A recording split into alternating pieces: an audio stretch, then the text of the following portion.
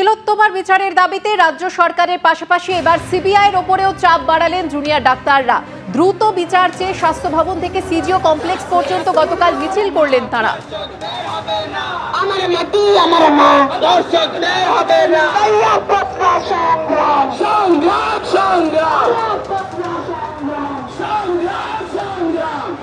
যদি আমাদের বাকি দাবি দেওয়া পূরণ না হয় 27 তারিখের পর আরো তীব্রতর আন্দোলন করে এই রাজপথে ফিরব। সিবিআইয়ের কাছে আমাদের অনুরোধ বলতে পারেন, দাবি বলতে পারেন, এই কেসটাকে ফাস্ট ট্র্যাক কোর্ট করতে হবে। আমাদের এই হার্টবিট যতদিন চলবে, আমাদের রক্ত প্রবাহ যতদিন চলবে, ওই অন্যায়ের বিরুদ্ধে আমরা গর্জে উঠবো। আজ এখান থেকে আমরা অঙ্গীকার করলাম। টানা 42 দিনের আন্দোলন, রাজনীতিকে দূরে সরিয়ে রেখে গান্ধীবাদী পথে আন্দোলন করে রাজনৈতিক দলের থেকেও বেশি সফল হলেন জুনিয়র ডাক্তাররা। হাজার প্রতিকূলতা থেকে ধেয়ে আসা আক্রমণকে উপেক্ষা করে শেষমেশ নিজেদের দাবি ছিনিয়ে আনলেন। পাশে পেলেন বাংলা ও দেশের অসংখ্য মানুষকে। সমর্থন উপচে পড়েছে বিদেশ থেকেও।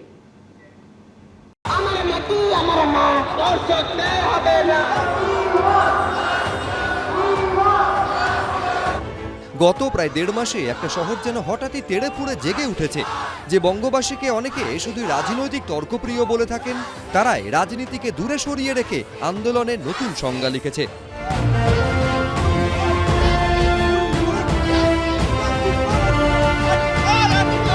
আর এর শুরুটা করেছেন কয়েকজন ঝকঝকে জুনিয়র ডাক্তার, যারা দেখিয়ে দিয়েছে গান্ধীবাদী আন্দোলনের মধ্যে দিয়ে পুলিশের লোহার ব্যারিকেডকেও হার মানানো যায়।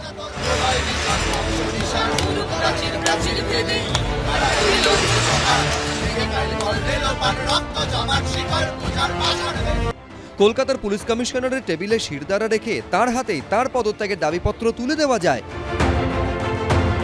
দাবিতে অনড় থেকে রোদ ঝড় জলে স্বাস্থ্য ভবনের সামনে ঠায় বসে থাকা যায়। রাজ্যের মুখ্যমন্ত্রীকে নতি স্বীকারে বাধ্য করে তার কাছ থেকে দাবি ছিনিয়ে আনা যায়। অনেকদিন গা বাঁচিয়ে পিঠ বাঁচিয়ে আমার তো হয়নি, ওর হয়েছে, এইসব ভেবে আমরা চলেছি। আজকে হঠাৎ করে সবাই জেগে উঠেছে, আর কেউ ঘুমোবে না।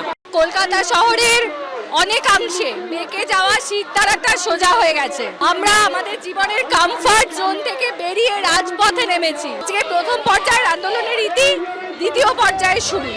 অনেকে বলছেন জুনিয়র ডাক্তাররা যা করেছেন ইদানিংকালে কোনো বিরোধী রাজনৈতিক দলও তা করে দেখাতে পারেনি। কেউ কেউ আবার বলছেন রাজনীতির ছোঁয়া এড়িয়েছেন বলেই যে কোনো রাজনৈতিক দলের থেকে সফল আন্দোলন করে দেখাতে পেরেছেন এই জুনিয়র ডাক্তাররা। দল মত নির্বিশেষে তাদের পাশে এসে দাঁড়িয়েছে গোটা শহর। আমাদের সমাজের সমস্ত মানুষের মনের দরজা খুলে দিল, প্রতিবাদ করতে শেখালো। একটা মেয়েকে অন্যায়ভাবে মেরে ফেললো হসপিটালের মধ্যে, তারই বিরুদ্ধে দাঁড়িয়ে ডাক্তাররা যে প্রতিবাদটা করলো আজকে 1.5 মাস ধরে, অভূতপূর্ব। আমি বৃদ্ধ বয়সেও আমি ঘরে থাকতে পারিনি, আমি ডাক্তারদের পাশে এসে দাঁড়িয়েছি বারবার করে। স্বাধীনতার আন্দোলন থেকে খাদ্য আন্দোলনে বারবার উল্লেখযোগ্য ভূমিকা নিয়েছে বাঙালিরা, কিন্তু গত কয়েক বছরে মাঝে মধ্যে প্রশ্ন উঠেছে বাঙালি কি প্রতিবাদের ভাষা ভুলে গেল? হারিয়ে যাওয়া সেই প্রতিবাদের স্পিরিটটাই যেন ফের ফিরে এলো গত প্রায় 1.5 মাসের আন্দোলনে। একটা মেয়ে প্রাণ দিয়ে যেন সবার সব ভয় মুছে দিল। শেষ হচ্ছে না, অনেক শক্তি আছে এই প্রতিবাদের। তার কারণ এটা কোনো রাজনৈতিক ভাবে প্রতিবাদ নয়, এটা মানুষের মনের ভেতর থেকে প্রতিবাদটা বেরিয়ে এসেছে।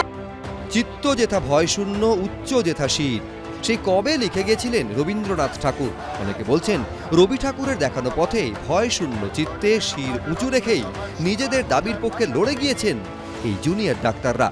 সৌমিত্র রায়, এবিপি আনন্দ।